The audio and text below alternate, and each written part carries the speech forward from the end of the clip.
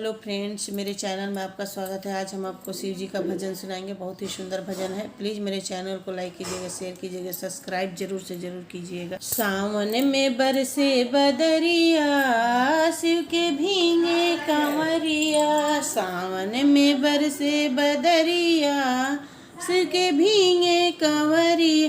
भीगे कंवरिया हो भीगे कंवरिया, भीगे कंवरिया हो भीगे कंवरिया। सावन में बरसे बदरिया, शिव के भीगे कंवरिया। सावन में बरसे बदरिया, शिव के भीगे कंवरिया।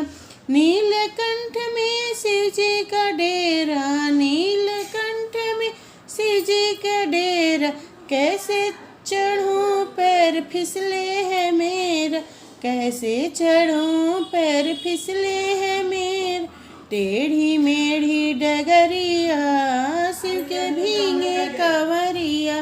टेढ़ी मेढ़ी शिव के डगरिया, शिव के भीगे कंवरिया। सावन में बरसे बदरिया, शिव के भीगे कंवरिया। सावन में बरसे बदरिया, शिव के भीगे कंवरिया।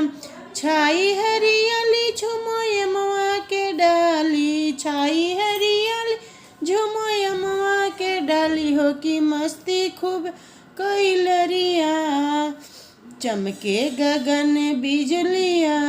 शिव के भीगे कंवरिया, चमके गगन बिजलिया।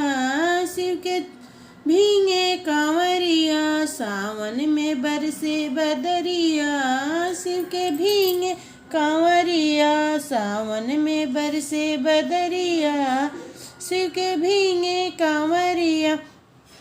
काली घटा पानी भर भर के लाई, काली घटा पानी भर भर के लाई। गंगा जल से शिव को नहलाई, गंगा जल से शिव को नहलाई। भक्तों के भोले डगरिया, शिव के भीगे कंवरिया। भक्तों के भोले डगरिया, शिव के भीगे कंवरिया।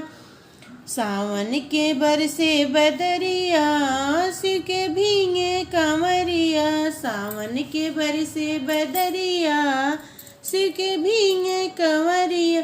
भीगे कंवरिया हो भीगे कंवरिया, भीगे कंवरिया हो भीगे कंवरिया। सावन के बरसे बदरिया, शिव के भीगे कंवरिया।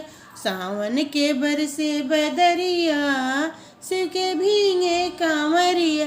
प्लीज़ मेरे चैनल को सब्सक्राइब कीजिएगा, बेल आइकन को प्रेस कीजिए। कोई भी भजन आपके पास जय हर हर महादेव।